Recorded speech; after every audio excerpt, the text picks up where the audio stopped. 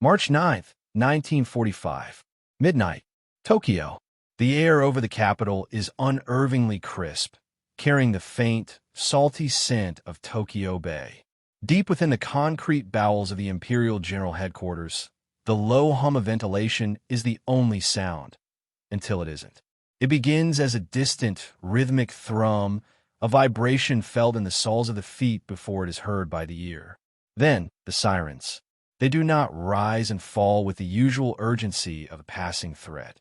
They scream with a sustained, mechanical howling that signals something tectonic.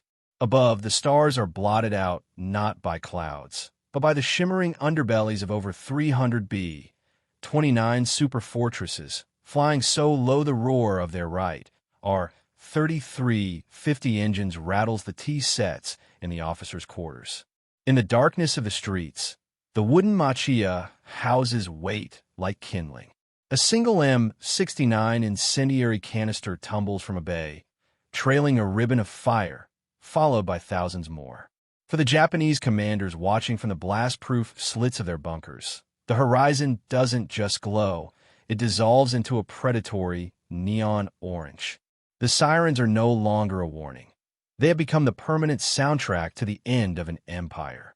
To understand the sheer terror that gripped the Japanese high command as the sirens became a permanent fixture of life, one must first look back to the era of perceived invincibility. In the early 1940s, the Japanese Empire was not merely a military power, it was a psychological monolith. The vastness of the Pacific Ocean was viewed by the Imperial General Staff as an insurmountable moat. To the commanders in Tokyo, the notion of an enemy air force appearing in strength over the Kanto Plain was not just tactically unlikely. It was a spiritual impossibility. This sense of security was rooted in the early victories of 1941 and 1942. From the devastating success at Pearl Harbor to the fall of Singapore, the Japanese military had convinced itself that the Western materialist powers lacked the stomach for a long-distance war of attrition. The Japanese homeland was protected by the divine wind, the kamikaze, a historical and mythical shield that had once repelled the Mongol hordes. In the minds of the elite, the mainland was a sanctuary far beyond the reach of the American heavy bombers of the day, such as the B-17 Flying Fortress, which lacked the range to strike from any existing Allied base. However, this facade of invulnerability was briefly cracked on April 18, 1942. The Doolittle Raid, a daring mission involving 16 B-25 Mitchell bombers launched from the deck of the USS Hornet, proved that the American Devils could reach the capital. Though the physical damage was negligible, the psychological fallout within the Imperial Palace was immense. For the first time, Japanese commanders had to explain to the Emperor why enemy planes had shadowed the Imperial roof. The response was a frantic expansion of the absolute national defense zone. The High Command poured resources into the outer perimeters, the Solomon Islands, New Guinea, and the Gilberts, believing that as long as they held these distant outposts, the heart of the empire would remain silent and safe. They built a strategy based on the assumption of a decisive battle at sea, where the American fleet would be intercepted and destroyed long before it could bring its air power to bear on Japanese soil. But by 1943, the tide was shifting in ways the Japanese logistical planners had failed to forecast. The United States was not just producing ships and planes. It was engineering an entirely new category of warfare. While the Japanese commanders were focused on refining their Zero fighters and training elite pilots, the Americans were pouring billions of dollars into a project codenamed the $3 billion Gamble, the Boeing B-29 Superfortress. This aircraft was unlike anything the Japanese military had in its inventory. It was a pressurized, high-altitude, long-range global bomber capable of carrying massive payloads across thousands of miles.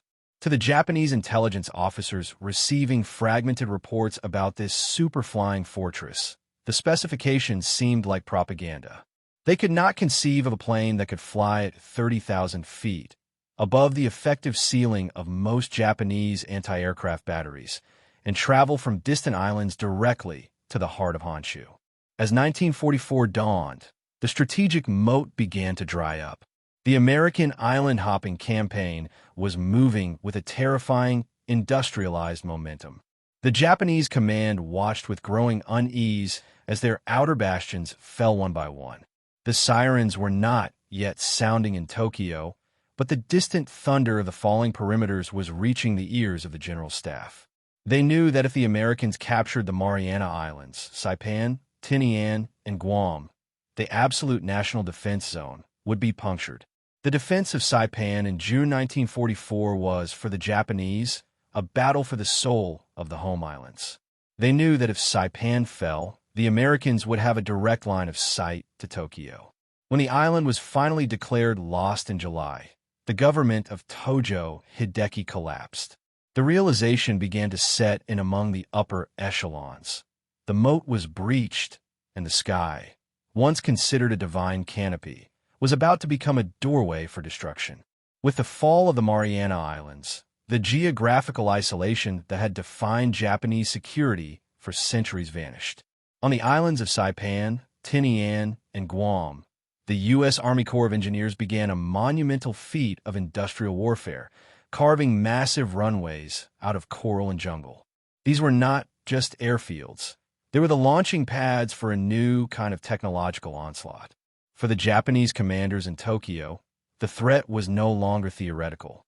The B-29 Superfortress had arrived in the Pacific in force, and the first reconnaissance flights began to appear over the capital like silver ghosts, flying so high they left nothing but white vapor trails against the deep blue of the Japanese sky.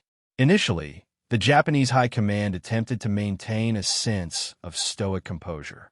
They believed that their sophisticated network of radar, though inferior to Allied systems, and their elite interceptor squadrons would be enough to blunt any incoming raid. They relied on the jet stream, the powerful, high-altitude winds that roared over the Japanese archipelago, to act as a natural defense. Indeed, early American attempts at high-altitude precision bombing under General Haywood Hansell were largely frustrated by these winds, which blew bombs miles off target. In the bunkers of the Imperial General Headquarters, there was a brief flicker of relief. The divine wind seemed to be holding. However, this relief was short-lived. In January 1945, a shift in American leadership brought General Curtis LeMay to the Pacific. LeMay was a pragmatist who cared little for the morality of precision strikes if they did not yield results. He looked at the intelligence photos of Japanese cities and saw something the Japanese commanders hoped the world would overlook. Japan's industry was not concentrated in massive, hardened factories like those in Germany. Instead, it was decentralized, woven into the fabric of the cities themselves. Thousands of small family workshops, built of wood and paper, produced the nuts, bolts, and engine parts for the Japanese war machine. LeMay made a radical, terrifying decision. He ordered his pilots to strip their B-29s of their heavy defensive machine guns and ammunition to increase their bomb loads. More importantly, he ordered them to fly low, not at 30,000 feet, but at 5,000 to 9,000 feet, and to switch from high-explosive bombs to napalm-filled incendiaries. He chose to strike at night, bypassing the Japanese daylight interceptors and overwhelming the thin nocturnal defenses. In Tokyo, the military elite began to receive reports of these tactical shifts with growing dread. Their air defense doctrine was built on the assumption of high-altitude engagement. Their searchlights and anti-aircraft guns were tuned for targets miles in the sky, not for a wall of low-flying giants skimming the rooftops. The Japanese commanders were faced with a grim reality. The Americans were no longer trying to hit a specific factory. They were aiming at the entire social and industrial fabric of the nation. The atmospheric tension in the capital became a physical weight. Every time a lone B-29 appeared on a weather run, the sirens would wail across the city, forcing millions into cramped, hand-dug shelters. The frequency of these alerts began to erode the psychological resilience of both the leadership and the populace. The sirens that never stopped were beginning to hum in the back of everyone's mind, a constant reminder that the shield was gone and the sword was hovering directly above the heart of the emperor's domain. For the Japanese commanders, the shift from high-altitude precision bombing to low-level area incendiary strikes was a tactical nightmare they were fundamentally unprepared to solve. Japan's air defense strategy was a rigid architecture built for a different war. Their radar technology, while functional, lacked the sophistication to distinguish between a feint and a primary strike force in the chaotic clutter of low-altitude flight. By flying beneath the effective range of many heavy anti-aircraft batteries, the B-29s rendered the high-altitude curtain obsolete. The commanders in charge of the Eastern District Army found themselves presiding over a defense system that was looking up at the stars while the enemy was roaring over the telephone poles. The tactical shock was total. The Americans had traded the safety of altitude for the terrifying efficiency of fire. As the Sirens became a constant drone, the technological gap between the two nations was laid bare in the darkening skies. Japanese aviation had produced marvels like the Mitsubishi J-2M Raiden and the Nakajima Ki-84 but by 1945, these were too little, too late. The Japanese military faced a crippling shortage of high-octane fuel and skilled pilots, most of whom had been lost in the meat grinder of the Solomon Islands and the Philippine Sea. The commanders watched helplessly as their interceptors struggled to climb fast enough to meet the B-29s. Even when they reached them, the B-29's central fire control system, a primitive but effective computer-directed gunnery, turned the bombers into flying porcupines. Japan's inability to mass-produce a radar-equipped night fighter meant that once the sun went down, the Empire was effectively blind. Inside the Ichigaya Heights bunker, the Japanese leadership was fracturing. The Supreme Council for the Direction of the War, the Big Six, was caught in a paralyzing loop of Bushido-driven denial. While the Sirens wailed outside, the meetings inside were often characterized by a surreal detachment from reality. Some commanders argue that the air raids were actually a blessing because they would harden the Japanese spirit for the Ketsugo, the decisive battle for the homeland. This was a leadership that viewed the burning of their cities as a logistical inconvenience rather than a strategic catastrophe. They were terrified not just of the American bombs, but the loss of face that would come with admitting the war was lost. The Sirens were a heartbeat they tried to ignore, even as the walls of their bunkers vibrated with each detonation. To the Japanese commanders, the B-29s were nameless, metallic demons. But from the American perspective, the missions were a grueling test of endurance and cold-blooded calculation. The crews of the 20th Air Force operated within a pressurized, high-tech cocoon, yet they were acutely aware of the carnage they were unleashing. Pilots described the thermal turbulence created by the burning cities, which tossed their 60-ton aircraft around like autumn leaves. The smell of burning wood and civilization would seep into the cockpits, thousands of feet above the ground. For the commanders on the ground, the terrifying realization was that the Americans had turned the air raid into an industrial process. This was not a series of battles. It was a factory line of destruction that functioned with a terrifying, scheduled regularity. A profound shift occurred in the moral landscape of the Japanese leadership during the relentless raids. For years, the imperial military had championed the concept of total war, where every citizen was a soldier and every village a fortress. However, as the Sirens became the soundtrack of daily life, this philosophy turned into a noose. The commanders could not claim the protection of civilian status for their cities because they had spent a decade blurring the lines between the military and the populace. The terror of the commanders was rooted in a realization of their own making. By involving the entire nation in the war effort, they had made the entire nation a legitimate target. The cries of the Sirens were the echoes of their own strategic doctrine returning to haunt them. Perhaps the most potent angle of terror was the shattering of the Japanese home psychology. In Japanese culture, the home, i.e., and the ancestral land were sacred spaces. The relentless nature of the Sirens meant that there was no longer any back to go to. The front line was now the kitchen, the garden, and the school. The Japanese commanders watched the psychological disintegration of their workforce as sleep deprivation and constant fear became the norm. They saw that a population that cannot sleep cannot produce. The The terror was not just about the fire. It was about the loss of the sanctuary that the Japanese state had promised its people for 2,000 years. The silence that once defined the Japanese night was gone, replaced by a mechanical, screaming void. The terror reached its zenith on the night of March 9th, 1945, an event known as Operation Meetinghouse. For the Japanese commanders, this was the moment the war shifted from a series of losses to an existential void. The sirens in Tokyo began to wail at approximately 10:30 p.m., but they sounded different this time. They didn't stop. Usually, the alerts triggered when a formation was detected over the coast, but on this night, the radar screens were so saturated with incoming signals that the operators couldn't find the gaps between the waves. Low-flying B-29s, stripped of their armor and flying at just 7,000 feet, roared over the city in a stream that lasted for hours. The first Pathfinders dropped M47 incendiary canisters to mark an X across the densely populated Shitamachi district. The Japanese commanders in their bunkers could only watch as the X ignited. Because of the low altitude, the Japanese anti-aircraft fire was overshooting the bombers. The shells were exploding harmlessly in the high clouds while the silver giants slipped beneath the Iron Curtain. The result was a firestorm, a meteorological phenomenon where the fire creates its own weather system. The heat rose to 1,800 degrees Fahrenheit, 980 degrees Celsius, melting the asphalt in the streets and turning the Sumida River into a boiling cauldron.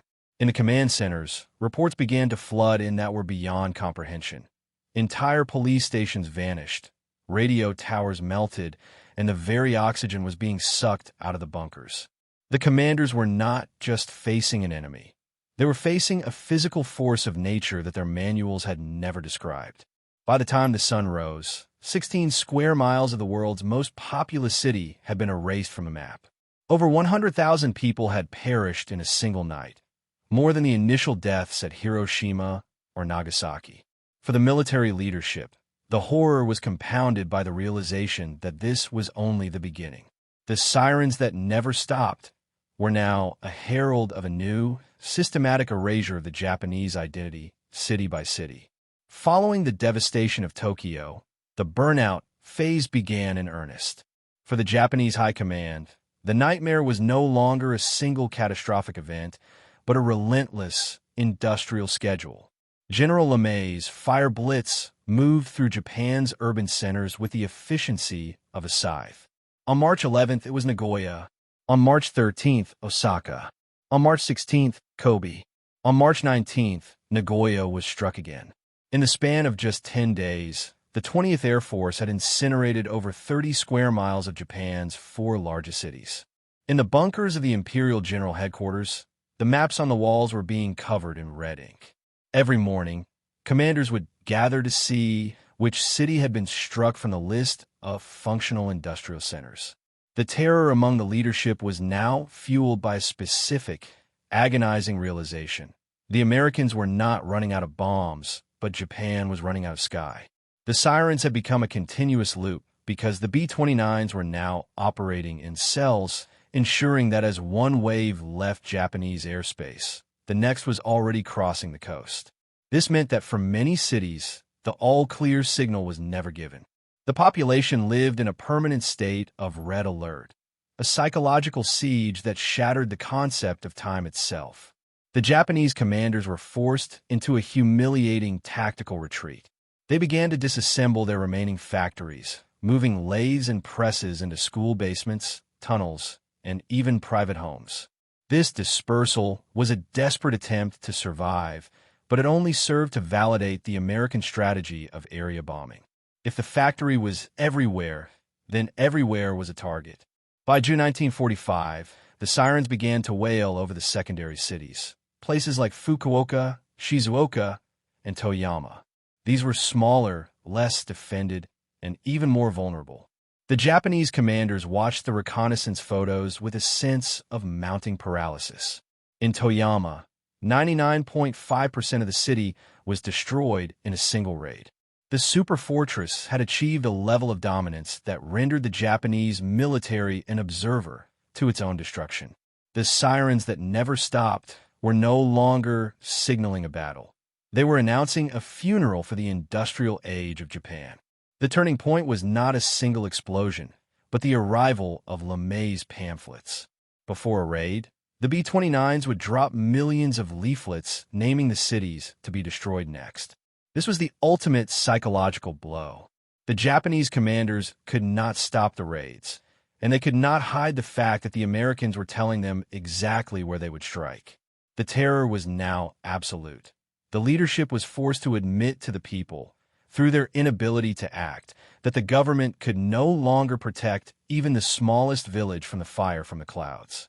By the midsummer of 1945, the Sirens had achieved a grim, rhythmic finality. The statistics of the destruction were so vast, they became abstract. Yet for the Japanese commanders, they represented the total evaporation of their ability to wage war. Of the 67 Japanese cities targeted by the B-29s, the average level of destruction was 40%. In cities like Toyama, that number reached a staggering 99.5%. Over 8.5 million Japanese citizens had fled to the countryside, turning the nation's once crowded urban hubs into ash deserts. The command structures that once dreamed of a greater East Asia co-prosperity sphere were now reduced to managing a refugee crisis of biblical proportions. The logistical aftermath was even more devastating than the structural ruin. Japan's industrial production had plummeted by over 50%. The sirens that never stopped had effectively severed the connection between the factory and the front line. Steel production was down 79%, and oil refinery capacity had been slashed by 83%. The commanders of the Imperial Navy, what remained of it, found themselves with ships that had no fuel, and the Army had soldiers with no boots. The American blockade, codenamed Operation Starvation, which used B-29s to drop thousands of acoustic and magnetic mines into Japanese coastal waters, meant that even the rubble could not be cleared, as the machines to move it had no gasoline. In the command bunkers, the atmosphere was one of stifling, claustrophobic defeat. The air raid sirens had fundamentally changed the psychology of the Big Six. They were no longer discussing victory. They were discussing the honorable death of the 100 million. The terror had shifted from the fear of losing a battle to the fear of the total extinction of the Japanese race. The commanders began to see that the American campaign was not merely a series of raids, but a technological strangulation. Every siren blast was a reminder that the Americans could produce B-29s faster than Japan could produce the water buckets needed to fight the fires. The gap between the two nations was no longer a matter of spirit or Yamato Damashii. It was a matter of math, and the math was terminal. The relentless conventional bombing campaign created a psychological vacuum that the atomic age would soon fill. By August 1945, the Japanese High Command was in a state of functional paralysis. The sirens had screamed for so many months that when the news of a new type of bomb at Hiroshima reached Tokyo on August 6th, it was initially viewed by some commanders as simply another escalation in a war that had already reached the limits of horror. They had become so accustomed to reports of cities being erased that the destruction of one more, even by a single plane, seemed like a logical, albeit terrifying, conclusion to the sirens that never stopped. However, the reality of the atomic shadow was different. The conventional raids had required hundreds of planes and thousands of tons of napalm. The atomic bomb proved that the Americans could now achieve the same result with the push of a button. This realization finally broke the back of the military hardliners. The terror was no longer about the fire, but about the absolute futility of defense. Even the most fanatical generals realized that if the sirens sounded for a single B-29, and that B-29 carried an atomic payload, there was no spirit left to harden. The defense of the homeland had become a mathematical impossibility. When the emperor finally moved to endure the unendurable and surrender, the decision was made against a backdrop of smoking ruins. The sirens finally went silent across the Japanese archipelago on August 15, 1945. but the aftermath was etched into the very soil. The physical destruction of the urban landscape was so complete that for years after the war, the burnt-out generation of Japan would navigate their cities by the few reinforced concrete buildings that had survived the firestorms. The commanders who had once ignored the sirens were now faced with the monumental task of rebuilding a nation from the literal ashes of their own hubris. The final report by the U.S. Strategic Bombing Survey would later conclude that Japan would have likely surrendered even without the atomic bombs or the Soviet entry into the war, purely due to the collapse of the domestic economy and the psychological exhaustion caused by the air campaign. The Sirens had done their work. They had stripped away the myth of invincibility, leaving behind a leadership that was terrified not just of the enemy, but of the silence that followed the total destruction of their world. The silence that fell over Japan in mid-August 1945 was perhaps the loudest sound the nation had ever heard. For months, the air had been a medium for sirens, the roar of Wright's cyclone engines, and the crackle of burning cedar. When that noise stopped, it left a vacuum in the Japanese psyche that would take decades to fill. The sirens that never stopped were more than just a military signal. They were the death knell of a specific era of human warfare, the era of total war, where the distinction between the soldier in the trench and the child in the kitchen was permanently erased.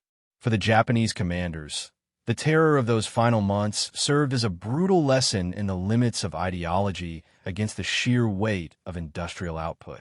They had bet the fate of their empire on the idea that spiritual fervor could overcome material inferiority.